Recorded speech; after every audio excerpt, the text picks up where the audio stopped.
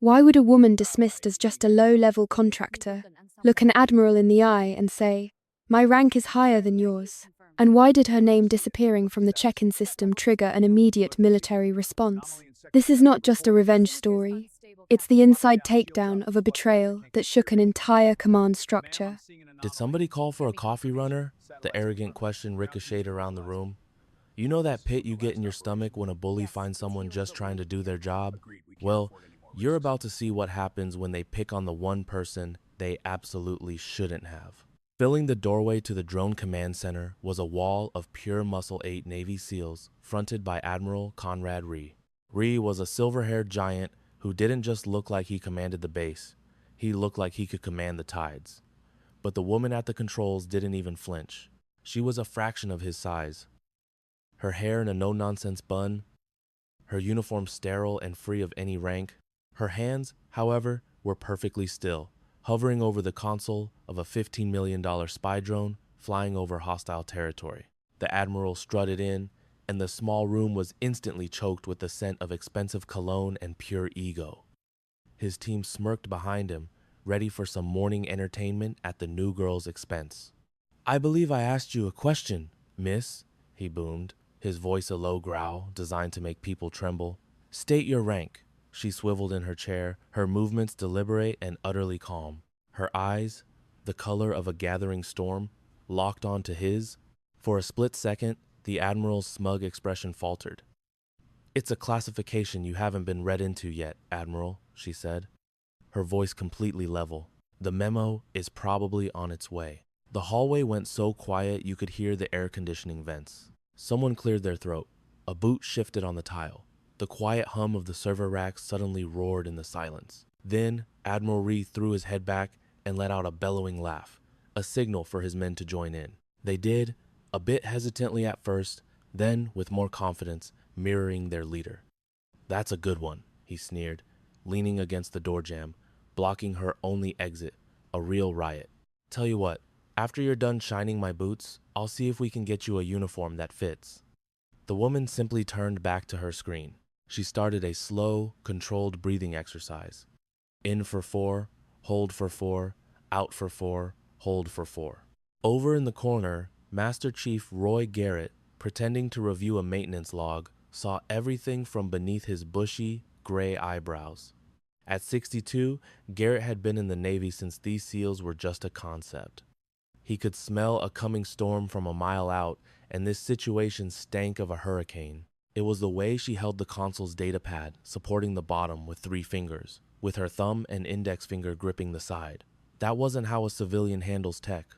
It wasn't even how a standard sailor held one. That was a specific grip they drill into you at places where you learn to function while the world is coming apart. Where dropping your equipment means someone isn't making it home. It's pure instinct for when your brain is too overloaded to think. Garrett's pen paused. He kept his eyes down, but his jaw clenched.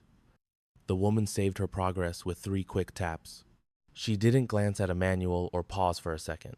The security protocols on these drones were updated every month, and it usually took seasoned operators a few minutes to work through the new login sequence. She flew through it in less than 10 seconds. "You know what I'm thinking?" Rhee said, pushing himself off the wall and closing in on her. His team spread out behind him, their combined size shrinking the room to a tiny box. "I'm thinking there's been a mistake. This is a restricted area for SEAL operations." She rose from her chair in a single, smooth motion. As she brought her hands behind her back, they locked into a flawless, picture-perfect parade rest stance. It wasn't just close to the regulations. It was textbook perfect. The kind of perfection that is hammered into you through thousands of hours of drills until it's practically coded in your DNA. "Let me make this very simple for you," Rhee said, playing to his squad. "You've got 30 seconds to explain what a civilian IT person is doing with my multi-million-dollar toy before I have you thrown off this base in handcuffs." "That's 28 seconds, sir," chirped Lieutenant Hayes, the Admiral's sycophant. The woman reached into her shirt pocket, and for a brief moment, Rhee's hand instinctively moved toward his sidearm. But she only pulled out a simple, laminated contractor badge. "Technical consultant," she said, holding it out for him. authorized for support on all non-combat systems. Ree snatched the ID from her hand, studying it as if it were a cheap fake. He even angled it in the light, examining the holographic seal. It was 100% authentic. It had to be. But her unshakable composure was starting to burrow under his skin, and men like Admiral Ree do not tolerate being challenged. "Listen to me, Miss Consultant," he seethed, flicking the ID back at her. It struck her in the chest and dropped to the floor. She didn't so much as glance down. "I don't care what that little piece of plastic says. You will keep out of our way. You will not handle tactical gear. You will not view mission data. You will fix a computer screen, and you'll do it only when you are told. And when an operator enters the room, you become part of the wallpaper. Are we clear?" She just held his gaze. As she finally bent down to pick up her ID, her sleeve rode up, exposing a nasty-looking scar on her forearm. It wasn't the clean line from a surgeon's knife. It was the jagged, star-shaped pattern that shrapnel leaves behind when things go very wrong. Chief Warrant Officer Clene saw it, and his eyes narrowed just a fraction. He'd seen enough combat to recognize that kind of wound. But Ree was already turning his back, having dismissed her from his reality. He had briefings to attend, exercises to run, and an entire base full of people trained to jump at his every command. Why would he waste another thought on some tech girl who probably landed the gig because her dad played golf with a senator? "Lieutenant Hayes!"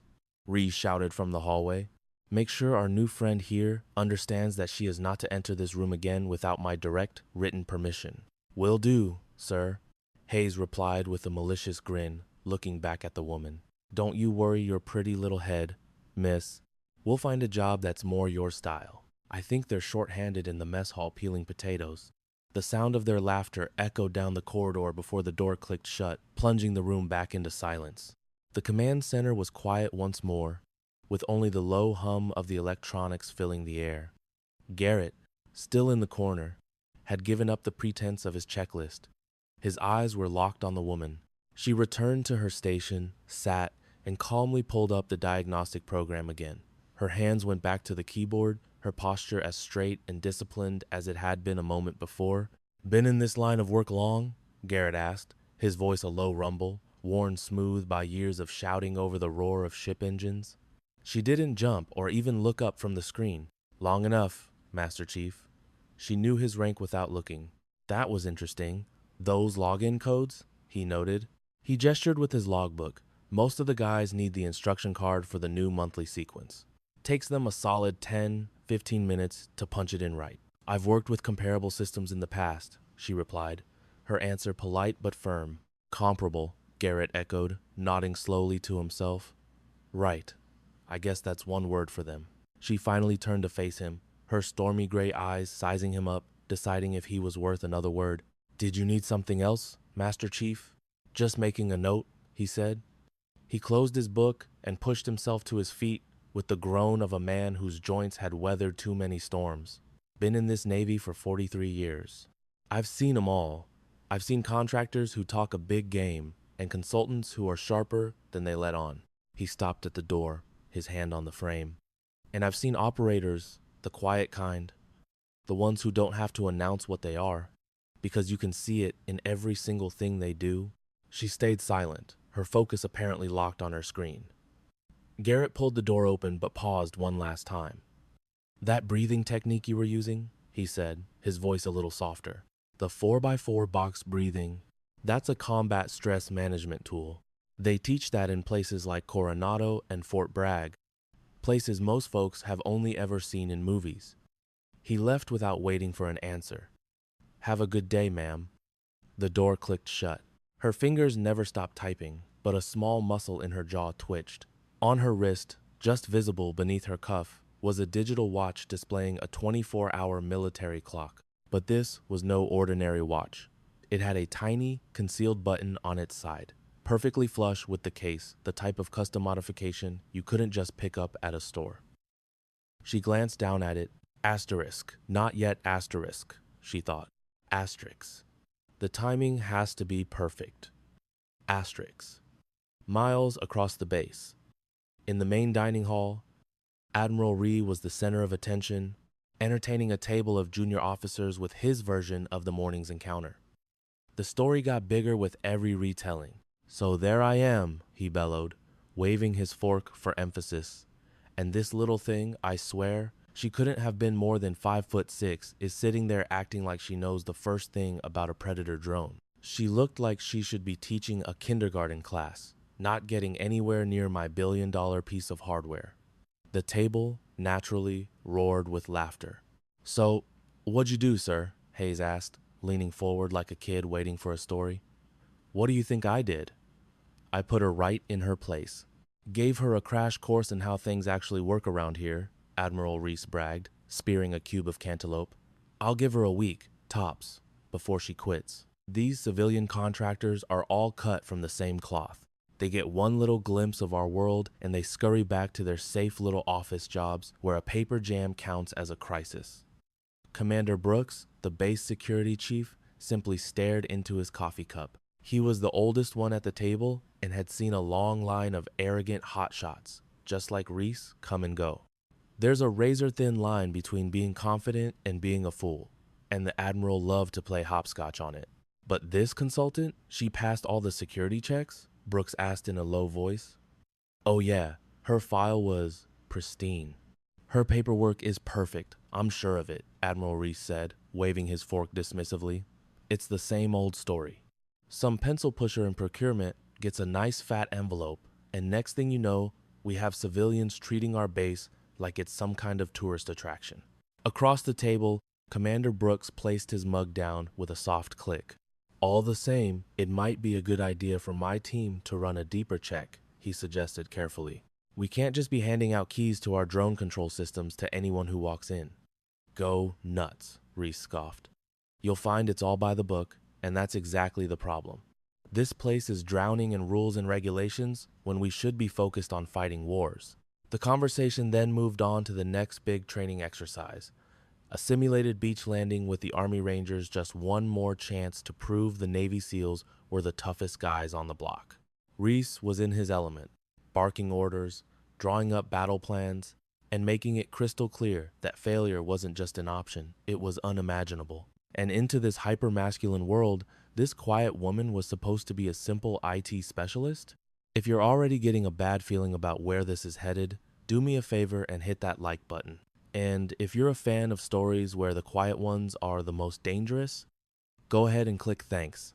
Nobody paid any attention when Commander Brooks excused himself from the table, already pulling out his phone to order a comprehensive background investigation on their newest civilian employee.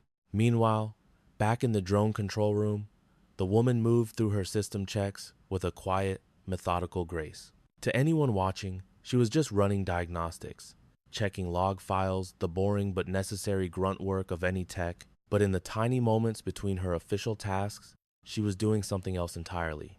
She was assembling a secret puzzle, mapping out who was looking at what data, and following the digital breadcrumbs she hoped would lead her to a traitor. Her mission, given to her 3 months ago, was simple: get inside this base, fade into the background, and find the source of a devastating intelligence leak. Someone here was selling classified mission plans to the highest bidder, and they weren't sloppy. They were hand-picking the information, timing the leaks for maximum chaos, and covering their tracks like a ghost. This told her the mole wasn't some desperate amateur. They were a pro who knew military security systems inside and out. The traitor had to be a high-ranking officer, someone with top-level clearance who knew every trick in the book. Admiral Reese was the most obvious suspect. He certainly had the clearance and the ego to think he could pull it off. But the obvious suspect is rarely the right one. After 3 months of watching, she knew this base was a tangled web of secrets and petty power struggles. There were at least 6 other officers who fit the mole's profile, so she kept her head down, playing the part of the nerdy IT contractor who was just happy to have a job.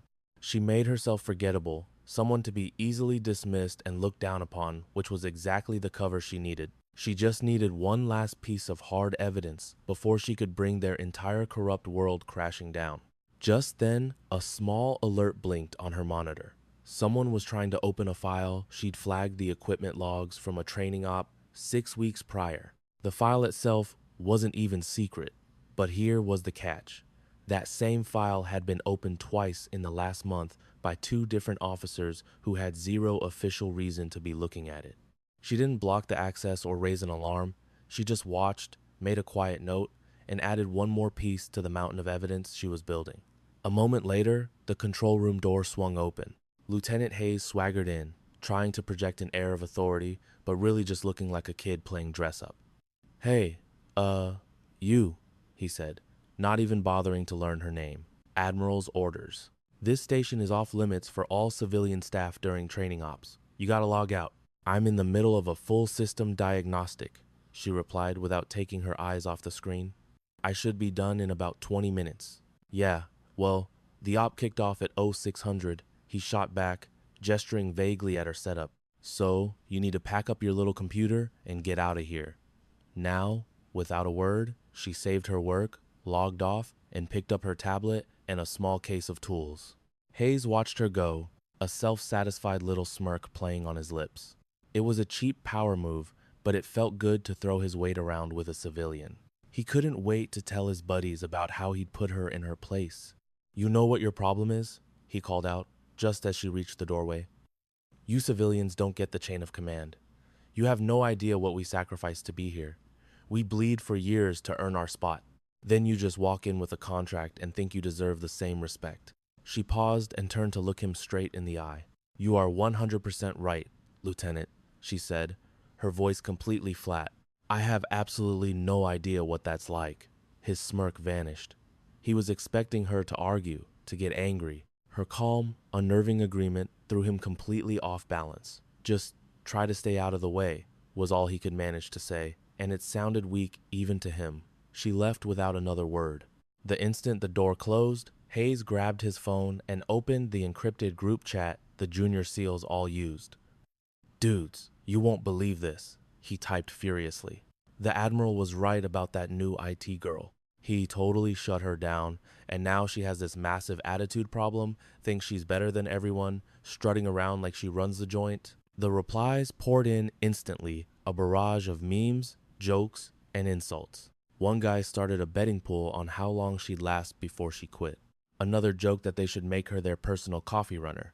To them, it was just harmless fun, a little hazing to see if the new girl could hang. She'd either toughen up or she'd leave.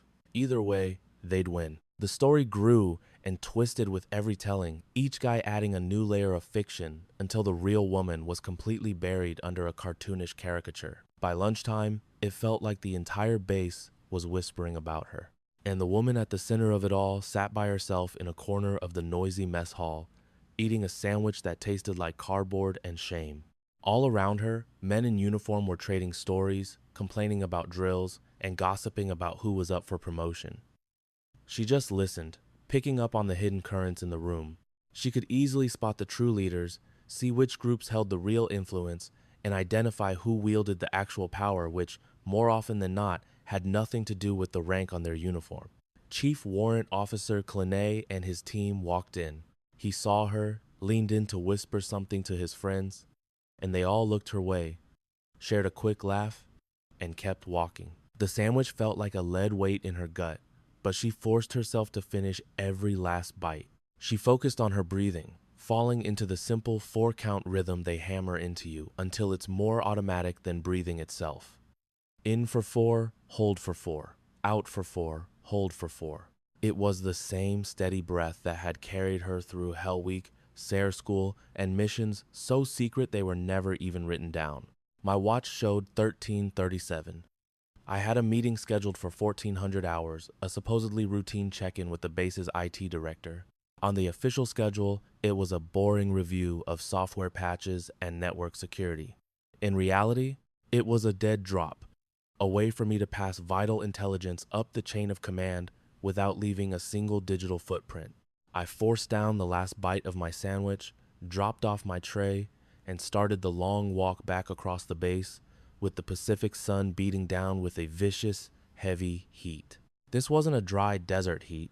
It was a thick, soupy humidity that clung to your clothes and made it feel like you were trying to breathe through a wet towel. The IT building was an old concrete bunker, a relic from a time when the military believed a few feet of solid concrete could solve any problem. Inside, the air conditioning was fighting a losing battle it had started waging about 40 years ago. Getting stopped at the gate was becoming my least favorite morning ritual. For the third time this week, they flagged me down right after I entered, asking to see an ID I had already presented to them twice. It was all technically by the rules, which somehow made the harassment feel 10 times worse. They knew exactly who I was. This was just their little game to remind me I didn't belong. If you've ever been the new person that everyone is trying to knock down, you know exactly what this feels like. But here's the thing they didn't understand. I was the one setting the real trap. Stick with me, and I'll tell you exactly how I flipped the board and turned their entire world upside down. Have you ever been pushed around by someone on a power trip, knowing you had a secret that could bring their whole world crashing down? Stick around, because this is that story. How long you been here? The security guard asked, his voice totally deadpan. 3 months, I replied, matching his energy. Last posting? He pried. I'm a contractor, I told him. We don't get postings. He let out this little smug smirk. Right, your last time's assignment, asterisk, then. I looked him straight in the eyes. That information is classified. And just like that, the smirk was gone. That was always the magic phrase. The two of them shot each other a worried look. See, a civilian dropping the classified bomb is a huge deal. Usually, it's a bluff. But every now and then, it means you're talking to someone so high up, you don't even have the clearance to know their name. We're gonna have to call that in, the first guy said, trying to sound tough. Go right ahead, I told him. The number's on my paperwork. And I knew they'd call, and a real person at a real agency would confirm every word. My cover was that good. They finally cut me loose around 4 p.m., but their message was crystal clear. We're watching you. The funny thing was, I was watching them too. My real mission had nothing to do with being a boring network admin. The real reason I was sleeping in a concrete box was because someone on this base was selling secrets, and my job was to find them. My room was a total joke. Basically a cement cube with a cot and a desk that looked like it was left over from the Cold War. But honestly, it didn't bother me. I've slept in places that would make this look like the Ritz-Carlton. I sat on the squeaky mattress and gave myself exactly 60 seconds. 1 minute. That was my rule. 1 minute to drop the act, to just breathe and feel like a normal person. Then the timer in my head went off, and it was time to get back to work. On my tablet were encrypted files that could easily start a war. Training schedules, troop lists, supply routes. It was the exact blueprint an enemy would need to plan a devastating attack. My list of possible traitors was getting shorter every day. You had Reese, the commander who had to control every little thing. Then there was Hayes, a guy so jumpy he looked like he was about to have a heart attack. There was Klein, the tech chief who seemed to know way more than his job required. And finally, there was Brooks, the head of security, the same guy whose guards were always hassling me and whose random inspections felt way too personal. Any one of them could be the mole. I just had to shake the hornet's nest hard enough to see who flew out. And a few hours ago, I'd given that nest a good, solid kick. I had a meeting with the base's IT commander, a guy named James Walsh. His office was tucked away on the second floor. Walsh was maybe 45, but looked like he was pushing 60, all worn out from staring at computer screens his whole life. He was a smart guy, but he had no idea the woman walking into his office had a security clearance so high he wasn't even cleared to know it existed. Good, you're on time, he mumbled, pointing to a chair that was buried under a pile of manuals. Just shove that junk on the floor. For the next 10 minutes, we had the most boring conversation imaginable about firewall updates. It was the perfect cover. Finally, Walsh leaned back in his chair. I'm gonna run and get some coffee. You want anything? No, thanks. I'm good, I said. The second that door clicked shut, I was at his computer.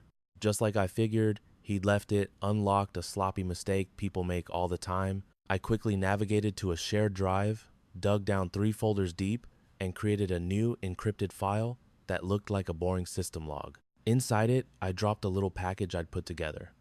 Fake network traffic, weird file timestamps, and a list of fake user IDs. The whole thing took seconds. I erased my tracks and was sitting back in my chair with a minute to spare. Walsh came back in carrying 2 cups. "Changed my mind about you," he said, setting one down in front of me. "You looked like you needed it." I took a sip. The coffee was terrible, the kind of cheap government sludge that tastes like it was brewed in an old combat boot. But it was the perfect excuse for being there. That file I planted was the bait. Now, it was time for phase 2. I set an alarm on my watch for 4:30 in the morning. I was going to hit the main control room right during the shift change, the best possible time to do some real digging. 4 hours later, my watch buzzed me awake. I got dressed in the dark and walked out into the creepy, silent pre-dawn base. I swiped my access card at the control room and the lock clicked open. Inside, a single young operator was practically asleep at his console. "Morning," I said, and he nearly jumped out of his chair. I gave him some boring excuse about running diagnostics. "Oh, yeah, that makes sense," he said, grabbing his jacket. "Happy for a reason to leave. Everything's green." We had one tiny flicker on the satellite link around 0300, but it sorted itself out. "I'll check the logs," I told him, trying to sound bored. The moment he was gone, I dove into the system's core, and that's where I found it. The flicker wasn't a flicker at all. It was a massive data transfer. Someone had used a hidden remote access point to log in, download a tiny, heavily compressed file, and then vanished. To anyone else, it would look like a minor glitch. But the digital fingerprint, the IP address, led directly to the Admiral's private office, a building that was supposed to be completely sealed at 3 a.m. I snapped a photo of the screen with my tablet, instantly encrypting the proof. It couldn't be the Admiral. He was halfway around the world. It had to be someone who had his access. Someone who thought they were a ghost. It was Brooks, the head of security, the man behind all the constant harassment. It all finally made sense. The next morning, I planted my final piece of bait, a fake file named Next Deployment Schedule on the same server, and I set up an alert. Less than an hour later, my tablet buzzed. The file had been accessed. From the Admiral's office, I walked straight to the main security hub where the same 2 guards who always gave me a hard time were standing watch. I didn't say a word to them. I just plugged my tablet into their main monitor. A video popped up on the screen, crystal clear footage from a tiny camera I'd hidden in the Admiral's office the day before. It showed their boss, Brooks, sitting at the Admiral's desk, downloading my fake file. Their faces went completely white.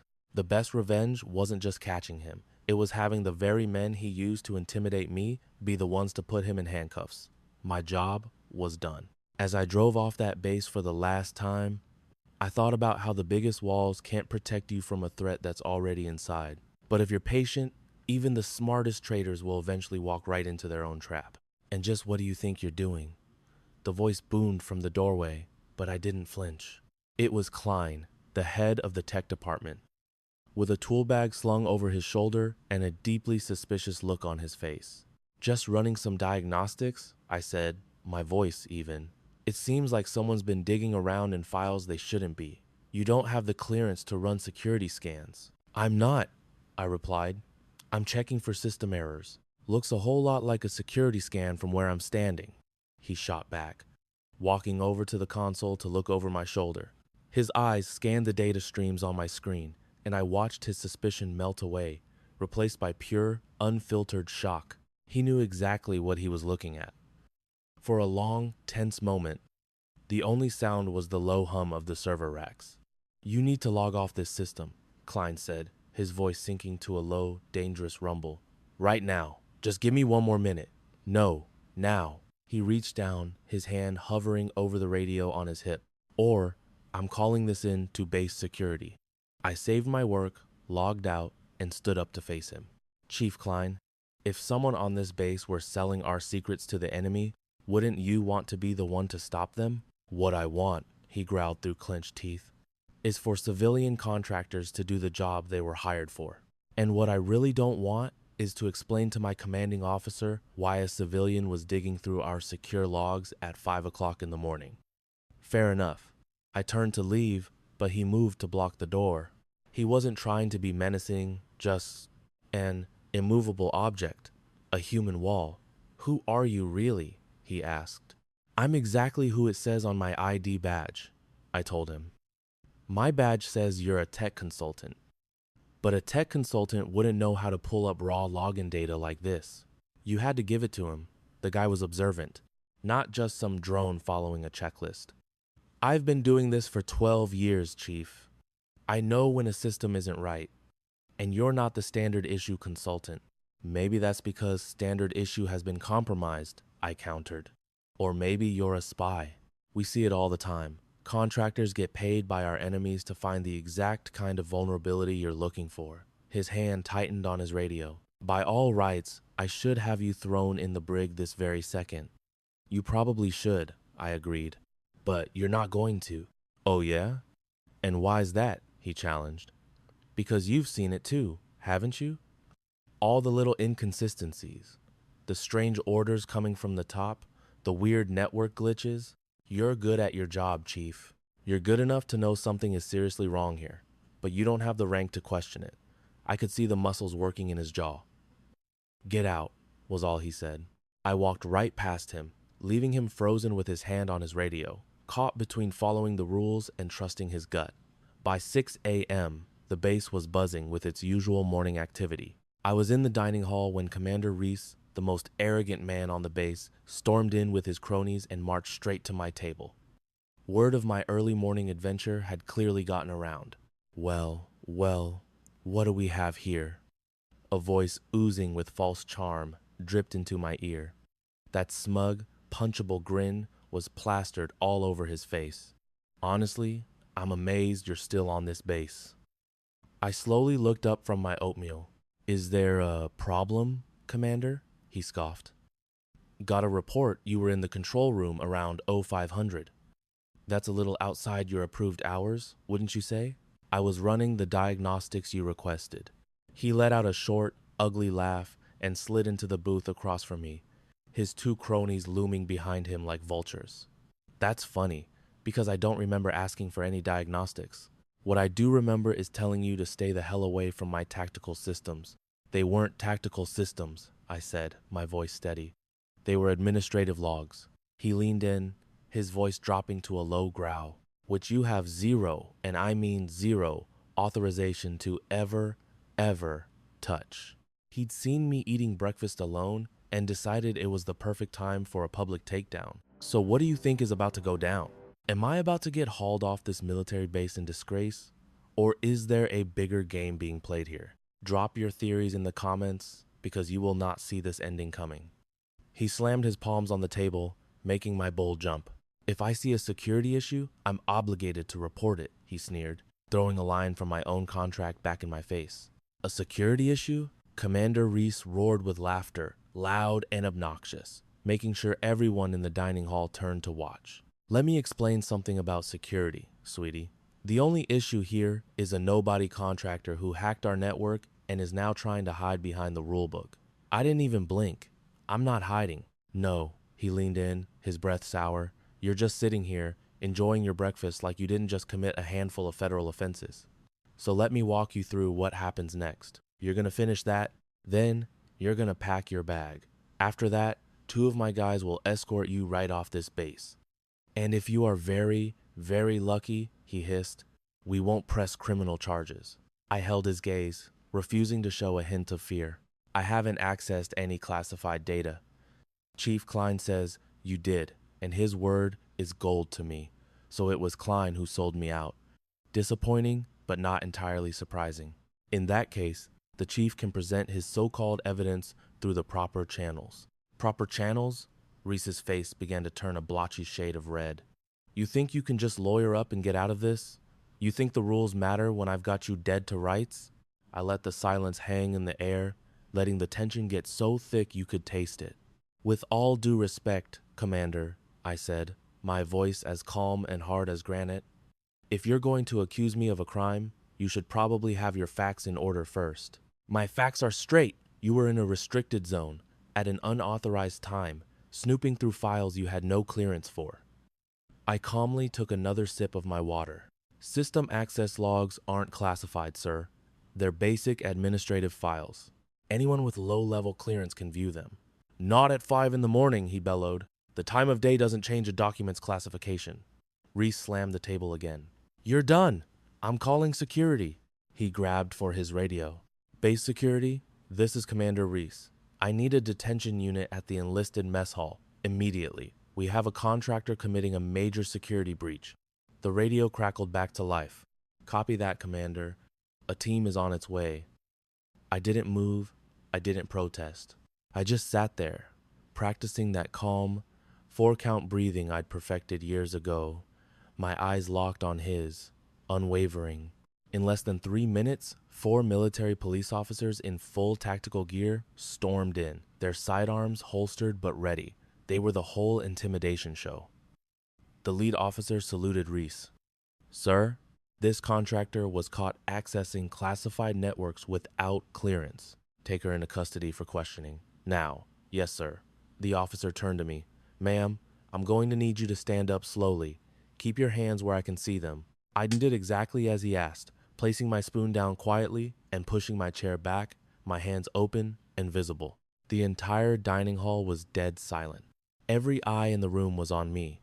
This would be the gossip for the next week. The cocky new contractor who thought she ran the place finally got what was coming to her. Hands behind your back, ma'am. I followed the order without a word, feeling the zip ties cinch around my wrists. They weren't painful, but they were tight enough to make a point. Are you carrying any weapons? The MP asked. No, we still have to search you. I understand, I said. The pat-down was quick and professional. They checked my pockets, confiscating my tablet, my ID, and my phone. But they paid no attention to the simple digital watch on my wrist. To them, it was just a cheap timepiece. Where are we taking her, sir? The MP asked. The brig. Stick her in cell 3. I want her on complete lockdown. The MP hesitated for a split second. Sir, cell 3 is reserved for high-risk individuals. Are you second-guessing my order? Reese snapped. No, sir. They paraded me out of the dining hall like a trophy, a walk of shame for the entire base to witness. I saw the flash of a phone camera. The story would be all over the base in minutes. The brig was a cold, concrete box that stank of bleach and desperation. Cell 3 was a tiny space, maybe 8 by 10 feet, with nothing but a metal slab for a bed and a toilet. A single, high-barred window showed only a sliver of the sky. Imagine being so brilliant at your job that they throw you into a military prison. That was the nightmare she was now living, framed, disgraced, and locked away. But her captors had made a critical mistake. They didn't know that she had them exactly where she wanted them. In just 63 minutes, a series of digital traps she laid 3 months prior would activate, and the man who put her in this cell was about to learn a lesson he would never forget. Stick with me to see how she flips this whole thing on its head. As the heavy steel door slammed shut with a deafening boom, she took a slow, steadying breath. In for 4 seconds, hold for 4, out for 4. Outside, the roar of a fighter jet split the air, a pilot flying a machine that relied on the very system she knew was rotten from the inside out. Suddenly, the cell door creaked open. A different commander, a man with anxious eyes, stepped inside. I have to ask you some questions. Am I being formally charged with something, Commander? She asked, her tone perfectly even. He wouldn't meet her gaze. That depends on your answers. What exactly were you doing in the control room at 5 a.m.? Running system diagnostics, she answered smoothly. Seems a little early for that, doesn't it?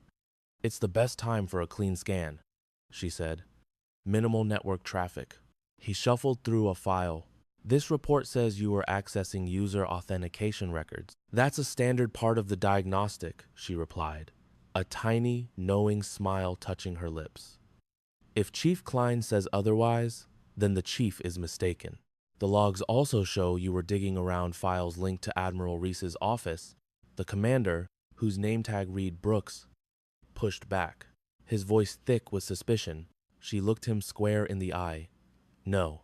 The logs show I was investigating a pattern of highly irregular data transfers that just so happened to originate from the Admiral's personal terminal. Brooks stiffened. And you didn't think to report this? My job is to confirm a threat, not to start a panic, she said. I wasn't in his files. I was in the access logs.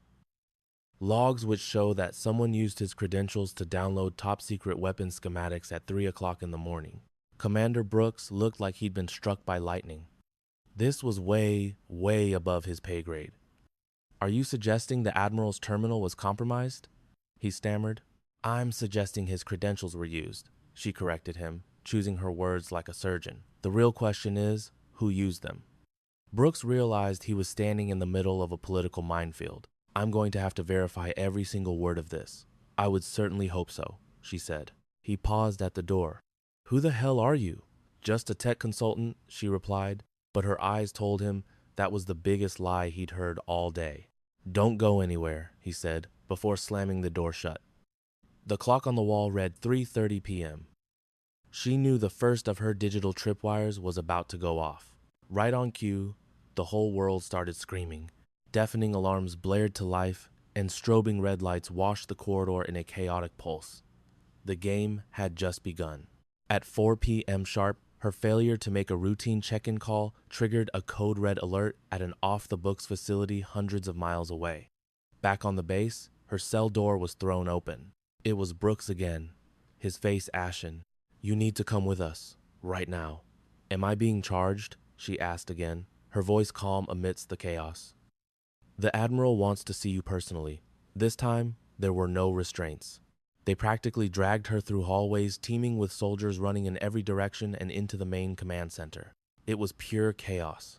And standing in the middle of it all was Admiral Reese, his face a mask of purple fury. What did you do? He screamed at her. Before she could answer, a guard grabbed her arm to pull her forward. He yanked too hard, with a loud tearing sound. Her sleeve ripped away, revealing her forearm to the room. A collective gasp sucked the air out of the command center. There, inked into her skin, was a tattoo, a complex sigil that every single special operator in that room recognized with a primal jolt of fear. The Admiral's face went ghost white. He hadn't just arrested a contractor. He'd caged a predator, and in doing so, had just revealed that he was the prey. And it just goes to prove the loudest person in the room is almost always the weakest one, because real strength never has to raise its voice. It was the tattoo that froze the room, a trident tangled with lightning bolts. But it was the numbers etched below it that sucked the air out of the command center. An old Master Chief's eyes bugged out. Sweet mother, he breathed, his voice shaking. That's a task force mark. She's a ghost operator. In 43 years, I've only ever seen that symbol twice. A young analyst looked lost. What's that supposed to mean? The Master Chief's voice hardened. It means she's no desk jockey. I'll tell you what it means, the chief went on, locked on her arm. That ink is reserved for Tier 1 operators, the kind of soldiers who, for all official purposes, are not supposed to exist. Admiral Reese was fuming, his anger quickly souring into panic. That's absurd. Anyone can get a tattoo. Anyone can get ink, sir, the Master Chief fired back. But that symbol, with that specific number sequence, you don't just pick that off a wall on a whim. That is earned. It's authorized and documented in files you'll never be cleared to see, she said coolly, pulling her ripped sleeve down over her arm. You demanded proof, Admiral? You're looking at it. That's body art, not evidence, he screamed. Then check it, she challenged, slowly reaching into her pocket. She produced an ID card, but not some flimsy piece of plastic. This one had a bold red border and a holographic seal that seemed to swim in the light. Joint Special Operations Command, she stated, her voice slicing right through the tension. The serial number on this card will be a perfect match for the one on my arm. Go ahead, she urged. Run the numbers. An analyst took the card and slid it into the reader. The screen flashed green. Commander, Ward, J. Special Access Program, Sovereign Ghost, Clearance, Top Secret SCI+. Then a photo appeared. It was her, but years younger, dressed in full combat gear, standing next to two of the most decorated generals in the entire military. But the final blow was yet to come. Buried at the bottom of her heavily blacked out service record was an official certificate of death dated 2 years prior, killed in action. Commander Brooks could only stare, completely stunned. You're supposed to be dead. On paper, I am, she replied. Then she turned her attention to Brooks. "Commander, Admiral Reese is your traitor. Place him under arrest." Brooks didn't even blink. He signaled the guards. As they slapped cuffs on the sputtering admiral, she walked over to the main console and started dismantling the chaos he had unleashed, proving that real strength isn't about the rank on your collar, but about doing the right thing, no matter what it costs you. How often do we judge people without knowing a single thing about their story? To the crew on this top-secret naval base, Commander Ward was just a ghost, some diversity hire sent to shuffle papers and keep her head down. They had no idea she was actually a hunter. And for months, she'd been on the trail of the biggest traitor in the Navy's modern history. If you've ever felt like the underdog, go ahead and share this story, because it proves it's always the quiet ones you have to watch out for. Ward stood perfectly calm in the command center as Admiral Reese, a man whose chest was heavy with metals, completely unraveled. "This is crazy," he shouted, his knuckles white from gripping the console. "You can't just lock down an entire facility. We have procedures for this."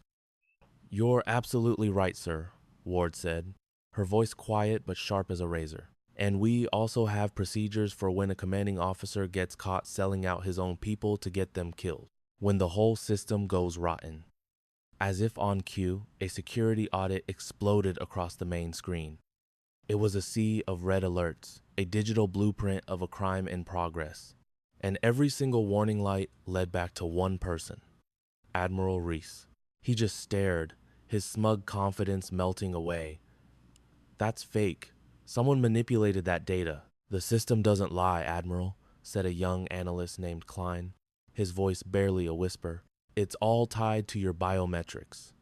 The fingerprint you left on that coffee cup on your desk, the retinal scan you used to access your private terminal, every single breach is timestamped and 100% verified. It was you." A new window materialized, showing a chilling comparison. On one side was a list of classified files Reese had accessed. On the other, a list of missions that had ended in total disaster. One by one, digital lines began connecting the two columns, linking a data leak to a tragedy. A team ambushed in the desert, a safe house compromised. The correlation percentage at the bottom of the screen was climbing like a rocket. 70%, 85%, then 93%.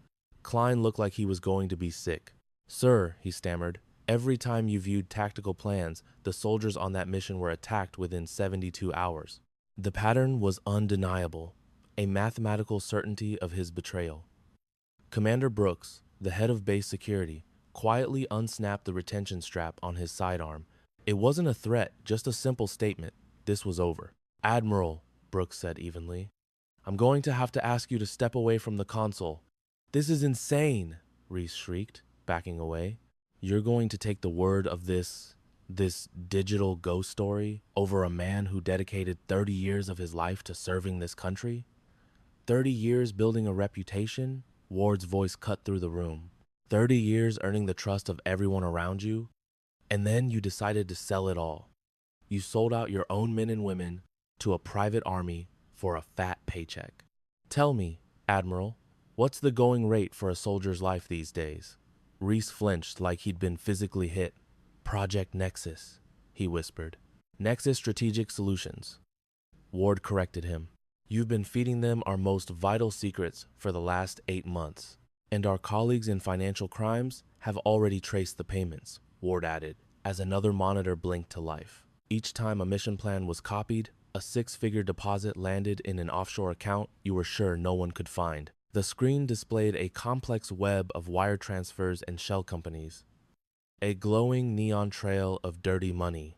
Just then, a new sound sliced through the suffocating silence of the lockdown. The unmistakable times whump whump whump times of helicopter rotors. 4 Black Hawks were touching down on the helipad, and these weren't standard transports. They were heavily armed command choppers, the kind that only appear when a 4-star general is paying a visit or when everything has gone completely sideways. All the color washed out of Reese's face. "Who did you call?" he stammered. "I didn't call a soul," Ward said, watching the helicopters land. "The mission protocol did. It's an automatic trigger. I missed my 1600 hours check-in. It's a fail-safe for agents operating under deep cover. she explained, as calmly as if she were discussing the forecast. One missed call and a high-priority extraction team is automatically sent to secure the agent and all related evidence. The helicopter door slid open and 4 figures stepped out. Even from a distance, you could see the stars on their shoulders flashing in the sun. Full generals. And they were walking with a sense of purpose that screamed this was not a friendly chat. Reese spun back to Ward, his anger now replaced by pure, uncut panic. Okay, you need to listen to me. The backup power for this lockdown is going to die in 45 minutes. If you want to do this by the book, we have to secure this evidence right now, before the whole system goes dark and you lose everything. How awfully convenient for you, Ward replied, her voice practically dripping with sarcasm. It's the truth. Check the power logs. These generators weren't designed to support a full-scale lockdown indefinitely. We have 45 minutes, Reese pleaded, maybe even less. Ward glanced at Klein. Is he telling the truth? The analyst's hands became a blur on his keyboard. Yes, ma'am. Backup generators are at 63%. We've got about 42 minutes before the system starts a sequential shutdown, and that includes this audit program. Then we're not wasting another second, Ward announced. Her gaze swept the room and settled on Lieutenant Hayes. For the last 3 months, Hayes had made her life a living nightmare, spreading rumors that she was incompetent, openly mocking her, and doing whatever he could to undermine her authority. Lieutenant Hayes, she said, her voice rock solid. I have a job for you. Hayes went rigid, a look of total bewilderment on his face. Ma'am, for the past 3 months, you've informed every person in earshot that I was a waste of a uniform, she said, stating it as a simple fact. Now, you're going to prove to yourself that you were wrong. I need you to run one final, deep-level data sweep. I want you to check every access log, every file transfer, every single authentication request. Ward's command was clean and direct. You are going to be the one who proves to every single person in this room who the real traitor is. Hayes looked as though he'd been hit by a stun gun. He wanted to refuse, to fight back, but one look at Reese's horrified face and the digital mountain of evidence on the screens told him the game was already up. Why me? He mumbled. Because you're an arrogant pain, but you're good at your job, Ward answered, devoid of any emotion. And because you, more than anyone here, need to see this for yourself. When the official report is written, it's going to state that the very man who questioned my competence was the one who helped expose the truth. Hayes stared at her for a long, heavy moment before giving a single, sharp nod. Yes, ma'am. He spun toward a console, and his fingers started flying. The only sounds left in the room were the quiet hum of the servers and the relentless ticking clock. 41 minutes to go. I'm in, Hayes said, his voice cracking with disbelief. There's a ghost user. Admiral Reese's account has been shadowed by someone with the highest security clearance I've ever seen. They were viewing the exact same files, sometimes just hours apart. Who is it? Brooks demanded. Hayes dragged the authentication log to the main screen and his jaw went slack. It's General Corbin. A chill swept through the command center.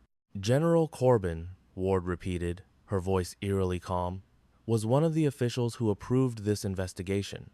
He was the one who suggested I use a dead agent's identity to go undercover. He's the one who chose me for this mission. The puzzle pieces slammed together with a sickening finality. He knew, Brooks growled. He knew you were getting close to Reese, so he put you in charge of the takedown, figuring he could control the whole thing from a distance. But the truth was so much darker. Keep digging, Ward ordered Hayes. A few seconds later, Hayes let out a choked gasp. Ma'am, General Corbin accessed the intelligence for your last mission in Syria. 2 hours before your team deployed, he downgraded the threat level from high to moderate and rerouted your convoy. He logged it as a routine update. The oxygen seemed to vanish from the room. Ward closed her eyes, and for the first time, a flicker of profound pain crossed her face. He sent my team into a slaughter, she said, her voice hollow and dead. He tried to have me eliminated. When that didn't work, he sent me here to clean up his mess, thinking no one would ever connect the dots back to him. We have to alert the incoming command team, Brooks urged, his hand already reaching for his radio. Wait, Ward commanded, raising a hand to stop him. Let them come. Corbin has no idea we're onto him.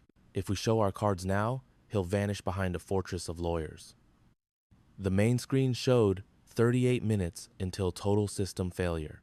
Just then, the command center door slid open with a whisper, and 4 generals walked in. They weren't in combat gear. They wore immaculate dress uniforms that practically radiated authority.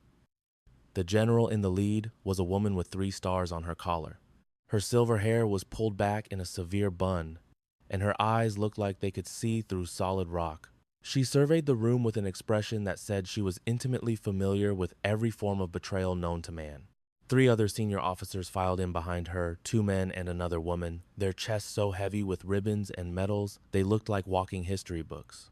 Master Chief Garrett instantly snapped to perfect attention. He recognized one of them, an officer he'd served under 20 years ago, long before any of those stars had adorned his shoulders. The female general's piercing gaze moved from person to person, finally landing on Ward. The silence was so absolute it felt like a physical weight. This was the moment of truth, the one everyone had been dreading without even knowing it. Every single person in that room was frozen, watching the silent standoff, feeling like the entire military chain of command hung in the balance of that single, unbroken stare. And in that crushing silence, the general's hand shot up in a flawless, razor-sharp salute. A wave of audible gasps washed through the room. Someone dropped a data pad, and it clattered to the floor with a noise like a gunshot. Hayes' mouth hung open, as if the reality he'd known for the last 3 months had just been shattered into a million pieces. Klein physically recoiled, his chair shrieking against the tile floor. Brooks, who had been reaching for his weapon, froze with his hand hovering just inches from the grip, utterly lost. Reese made a strangled, gurgling sound, the noise of a man watching his entire world go up in flames. "Commander Ward," the general's voice sliced through the tension, crisp and clear. Every syllable she uttered carried the full authority of her rank. "It's good to have you back." Instantly, the other 3 generals mirrored her action, their arms snapping up in perfect, synchronized salutes. These weren't casual gestures. They were formal, respectful acknowledgments between peers, instantly erasing any doubt about who Ward really was. As Ward returned the salutes, her entire presence shifted. It was a subtle change, but it was like a mask had been lifted. She was no longer the quiet analyst, the civilian contractor they had all dismissed and condescended to. She stood like an officer, a commander, a woman who had paid for this moment with 12 years of blood, sacrifice, and impossible choices. General Hartwick. Ward's voice was different now, still quiet, but layered with an authority she had kept hidden. "I appreciate you getting here so quickly. We were on standby the moment you missed your check-in," Hartwick replied instantly. "The second this base went on lockdown, we were in the air." Her eyes then moved to Reese, and the temperature in the room dropped 10 degrees. It was a look that could turn a war hero's blood to ice. "Admiral Conrad Reese," she said, her tone formal and frigid.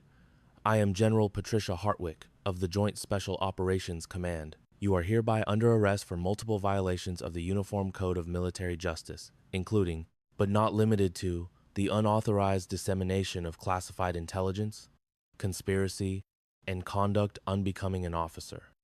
Reese's voice was a dry, rasping whisper. "This is all based on a web of lies."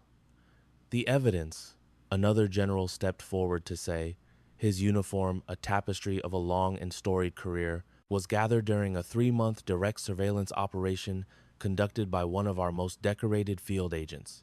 Commander Ward has been deep undercover in this facility since August, observing, recording, and building an airtight case against you. Every file you illegally accessed, every dollar you moved, every coded message you sent, it has all been logged on secure servers you never even knew were watching you." End quote. Hayes just stared at Ward as if he were looking at a ghost, and in a sense, he was. The contractor he'd made fun of, the civilian he'd brushed aside, the woman whose every decision he had questioned, it was all a cover. "You were JSOC this whole time?" he stammered. "Every joke I told, every rumor I spread." His voice broke with shame. "Ma'am, I am so sorry." "We'll deal with that later, Lieutenant," Ward cut in, her tone suddenly all business. Right now, I need those server logs. We have 34 minutes until the backup power is gone. General Hartwick needs the complete intelligence package, and that has to include General Corbin's direct involvement. The air in the room got even heavier. Saying Corbin's name out loud was like pulling the pin from a grenade. You don't make an accusation against a 4-star general unless you have undeniable, ironclad proof. Hartwick's face was a mask of stone, but her eyes were like chips of ice. "Explain," she commanded. With hands that shook almost imperceptibly, Hayes projected the data onto the main screen. It showed 2 separate access patterns, one belonging to Reese, the other to Corbin, moving together in a damning, synchronized dance. He then pulled up the doctored intel brief from the Syrian mission that had led Ward's team into a death trap. The numbers and timestamps painted a crystal-clear picture of betrayal from the very top. General Corbin was the puppet master all along, Ward explained, her voice now cold and precise, like a surgeon delivering a grim diagnosis. He's the one who compromised Reese. He set up the shell corporations, and he personally shut down any internal investigations that got too close. She met Hartwick's gaze, and when your operation needed an untraceable operative to go in deep, he volunteered me. He planned for me to take the fall right alongside Reese, ensuring his own reputation as head of the oversight committee remained spotless. "What is Corbin's current location?" Hartwick demanded. Brooks was already scanning the base's security cameras, his voice tight with anxiety. "He drove off the base 20 minutes before you initiated the lockdown." "That was no coincidence," Ward stated, her voice flat. "He was tipped off. Someone in your command structure gave him a warning. He knew my check-in window down to the second, and he knew exactly when he needed to run." A small muscle twitched in Hartwick's jaw, the only outward sign of the volcanic rage boiling beneath her controlled exterior. "We will find that leak, and we will plug it. First, we secure Reese. Then, we will hunt Corbin down with every asset we have." She gave a curt nod to the military police, who moved in with silent, practiced efficiency. They read Reese's rights as they secured him with restraints designed for the most dangerous of targets. A final official declaration that his game was over. As they escorted him out, Reese stopped and looked back at Ward, his eyes begging for an answer. "How?" was the only word he could manage to speak. "It started in Syria," she replied, her voice just above a whisper. "It started when I woke up in a field hospital, the only one of my team left alive, knowing with total certainty that we had been betrayed. My soldiers weren't just ambushed." Her words hung in the heavy air. "I've been a ghost for 2 years, Admiral. 2 years hunting the people responsible for getting my team killed. And for the last 3 months, I've been standing right here, watching you prove you were one of them." The heavy door slammed shut behind him, sealing his fate. Ward then pulled out her real datapad, an encrypted, military-grade device that made his look like a cheap toy. On it was the case file she had spent months building from the shadows. Imagine being set up, disgraced, and abandoned by the very organization you swore an oath to defend. For 3 agonizing months, Commander Elise Ward was a phantom, a washed-up contractor scapegoated for a mission that cost her entire team their lives. They offered her a desk job, a quiet corner to disappear into. They thought she was broken. They were dead wrong. If you've ever been completely underestimated, you need to hear this story. Because the ghost they created is back, and she's about to expose a deep-seated rot that goes all the way to the top. "General," she stated, her voice steady as she pivoted the screen to face him, "this is so much bigger than a few crooked officers. We're looking at 16 others, 4 private military contractors, and 2 congressmen. They've been selling out our soldiers for kickbacks on faulty equipment." The general's expression was a mask of stone, but Ward recognized the look in her eyes. Justice was finally coming. For 90 days, Ward had weathered the whispers and sideways glances, walking these halls as a nobody. They had tried to push a quiet retirement on her, a chance to simply vanish, but her response had been chillingly clear. "With all due respect, ma'am," she had replied, "I'll get my rest when every single person responsible for my team's deaths is behind bars, not a moment before." Her plan was simple. Let the Admiral's arrest send a shockwave through the network, forcing the bigger fish to panic and make a mistake. They warned her it could take years. She didn't even blink. "I know," she replied. "I'm ready." Another general, silent until this point, cracked a small smile. She certainly gets that stubbornness from you, Patricia. The operations leader just gave a slight nod. We'll give you the briefing on Phase 2 in the morning. For now, you are officially Commander Ward once more. Welcome home. After a sharp salute, she turned to leave, only to find her path blocked by a familiar face. The old Master Chief who had been observing her since day one. Ma'am, permission to speak candidly? Granted, Master Chief. He began rattling off tiny details a regular person would miss. The specific tattoo on her arm, the fluid way she handled a drone remote, the controlled, 4-count breathing she used under pressure. I knew there was something off about you, he confessed. I just couldn't put my finger on it. He then snapped to a rigid position of attention, his salute perfect. Should have seen the signs of the Joint Special Ops pipeline. I went through that same grinder myself back in '98. For the first time, a faint smile touched Ward's face. You have a spotless record, Roy. You could have exposed my cover 10 times over, but you went with your gut. I won't forget that. Just figured if someone was going to that much trouble to blend in, he said, his posture relaxing into a grin. They had to have one heck of a good reason. His voice softened. It's good to have you back where you belong, Commander. Thank you, Master Chief. She continued on her way as the base-wide lockdown alarms began to cease, and the familiar hum of activity slowly returned. They believed she was just some low-level asset they could easily discard. They had no clue her actual clearance could bring their entire corrupt enterprise crashing down around them. This is the story of how they learned their lesson, so stick around for the whole thing and make sure you subscribe so you don't miss the next chapter. At 7 p.m., she returned to the small concrete room that had been her entire universe for 3 months. Sitting on the cold, hard cot, she gave herself 1 minute. Just 60 seconds to stop being the unbreakable soldier and just let the immense weight of it all hit her. For a single minute, she allowed herself to be human again. A moment later, a notification from her secure tablet snapped her back to reality. She opened it to see a message with the subject line, "Consequence Cascade Initiated." It was a thing of beauty. It laid out the immediate detention of the Admiral, authorized surveillance on his superior, and triggered official inquiries on 12 different military installations. It even included proposals for new regulations to prevent this from happening again. It was happening. The system was finally starting to purge the poison she had brought to light. It wasn't a total fix, but it was a beginning. A very good beginning. And then, a second message arrived. This one came from an unknown encrypted line. The subject heading landed like a physical blow. Tower 4 sends its regards. The message was empty, save for a single attachment. It was a low-resolution photo of a compound in Syria, time-stamped 2 years ago. A bright red line traced the exact path her team's convoy drove, right into the kill zone. Someone had been filming their final moments. In the corner of the image, a shadowy figure stood on a rooftop, holding something that looked like a radio or maybe a detonator. Someone was there. Someone watched her people die. The person who orchestrated the entire massacre.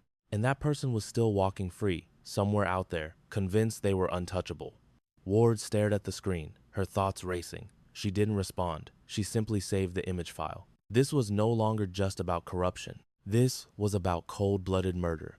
And her job was a long way from being over. A gentle knock sounded at her door. She set the tablet aside and opened it to see Hayes, the young lieutenant who had treated her with such open contempt. He looked deeply ashamed. "Ma'am," he stammered, "I wanted to apologize.